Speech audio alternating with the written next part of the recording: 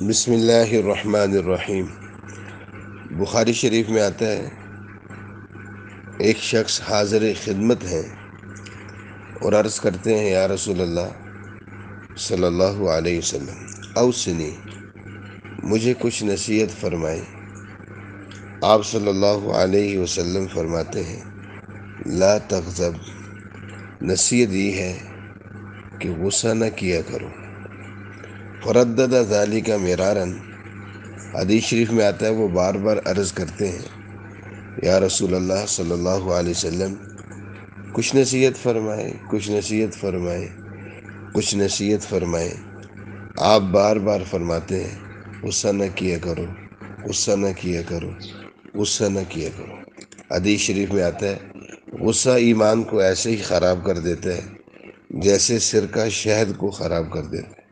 اور آپ صلی اللہ علیہ وسلم نے فرمایا، جو اپنے غصے کو پی جاتا ہے، جو اپنے غصے کو روک لیتا ہے، اللہ تبارک و تعالیٰ اپنا عذاب بھی اس سے دور فرما دیتے ہیں۔ اور ایک روایت میں آپ صلی اللہ علیہ وسلم نے یوں ارشاد فرمایا کہ جو حق پر ہو کر جھگڑا چھوڑ دے گا، جو حق پر ہو کر جھگڑا چھوڑ دے گا، اللہ تبارک و تعالیٰ اس کو جنت کا سب سے اعلیٰ، سب سے بلند مقام نصیب فرمائیں گے۔ اللہ تبارک و تعالیٰ ہمیں اس پر عمل کرنے کی توفیق عطا فرمائے۔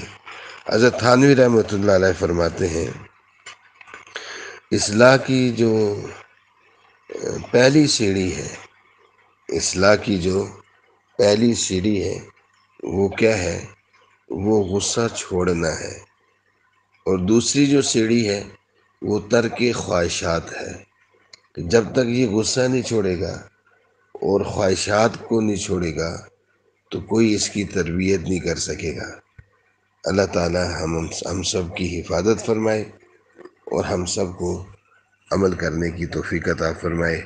اور پھر خاص طور پر والدین پر غصہ کرنا، یہ تو بہت بڑی مصیبت ہے۔ دنیا بھی خراب ہے، آخرت بھی خراب ہے۔